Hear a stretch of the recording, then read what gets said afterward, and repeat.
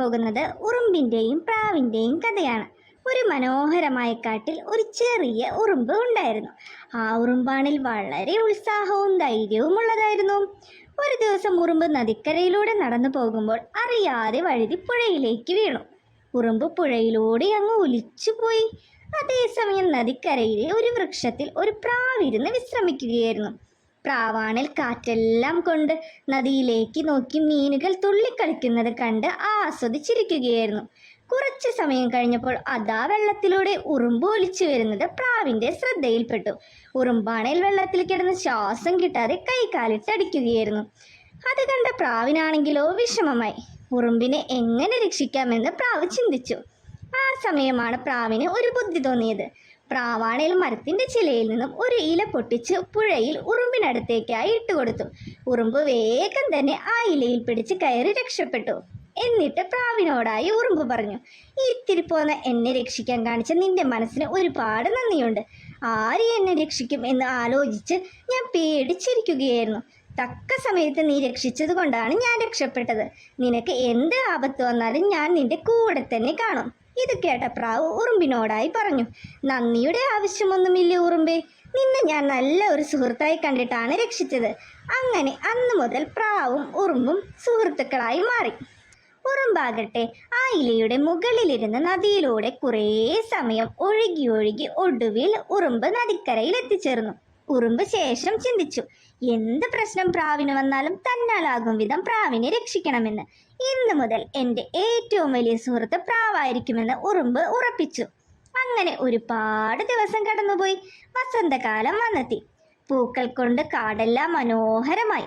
ആ സമയമാണെങ്കിൽ ഒരു വേടൻ പക്ഷികളെയെല്ലാം അമ്പെയ്ത് പിടിച്ചുകൊണ്ടിരിക്കുകയായിരുന്നു. വേടന്റെ അമ്പ് പക്ഷികളുടെ പുറകെ തന്നെ ഉണ്ടായിരുന്നു. പക്ഷികളെല്ലാം പേടിച്ച് പറന്നുകൊണ്ടിരുന്നു.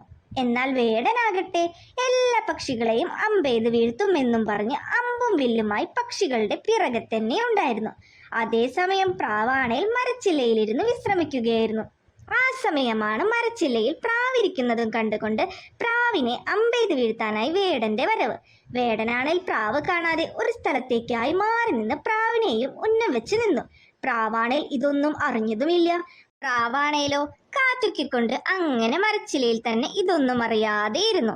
ആ സമയമാണ് ആ വഴി പ്രാവിന്റെ അടുത്തേക്ക് വരുന്ന ഉറുമ്പ് അകലെ പ്രാവിനെ അമ്പയ്യാൻ നിൽക്കുന്ന വേടനെ കണ്ടത്.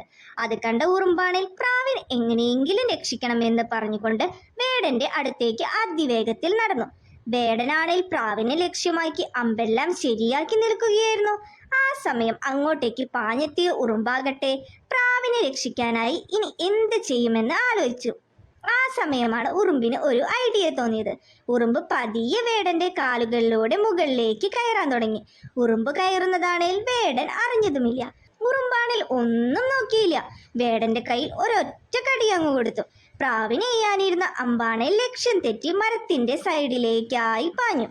അമ്പ് പാഞ്ഞു വരുന്നത് കണ്ടപ്പോഴാണ് പ്രാവിന് അവിടെ പ്രാവിനെ അമ്പെയ്യാൻ വേണ്ടി വേടൻ നിന്നിരുന്ന കാര്യം മനസ്സിലായത്. പ്രാവാണേൽ ഒന്നും നോക്കിയില്ല. വേഗം തന്നെ പറന്ന് അവിടെ നിന്നും രക്ഷപ്പെട്ടു. ശേഷം പ്രാവിന് ഉറുമ്പാണ് തന്നെ രക്ഷിച്ചതെന്ന് മനസ്സിലായി. പ്രാവ് ഉറുമ്പിനരികിൽ ചെന്ന് തന്നെ രക്ഷിച്ചതിന് ഒരുപാട് നന്ദി ഉറുമ്പിനോടായി പറഞ്ഞു. ഇത് കേട്ട ഉറുമ്പ് പ്രാവിനോടായി പറഞ്ഞു, നീ എൻ്റെ സുഹൃത്തല്ലേ, അതുകൊണ്ട് തന്നെ നിന്നെ രക്ഷിക്കേണ്ടത് എൻ്റെയും കടമയാണ്. അങ്ങനെ രണ്ടുപേരും നല്ല സുഹൃത്തുക്കളായി തുടർന്നു. ഇരുവരും എന്ത് ആപത്തിലും പരസ്പരം കൂടെ കാണുമെന്നും പറഞ്ഞു. ഈ കഥ കൂട്ടുകാർക്ക് എല്ലാവർക്കും ഇഷ്ടമായോ? ഈ കഥയിൽ നിന്നും കൂട്ടുകാർക്ക് എന്താണ് മനസ്സിലായത്? ഒരാൾക്ക് ആപത്ത് വരുമ്പോൾ നമ്മൾ നോക്കി നിൽക്കാതെ രക്ഷിക്കാനുള്ള ഒരു മനസ്സുണ്ടായാൽ പിൽക്കാലത്ത് നമുക്ക് രക്ഷകനായി വരുന്നത് ചിലപ്പോൾ നമ്മൾ അന്ന് രക്ഷിച്ച വ്യക്തിയായിരിക്കും. ഈ കഥ കൂട്ടുകാർക്ക് എല്ലാവർക്കും ഇഷ്ടമായെങ്കിൽ തീർച്ചയായും ലൈക്ക് ചെയ്യുക, ഷെയർ ചെയ്യുക, സബ്സ്ക്രൈബ് ചെയ്യുക.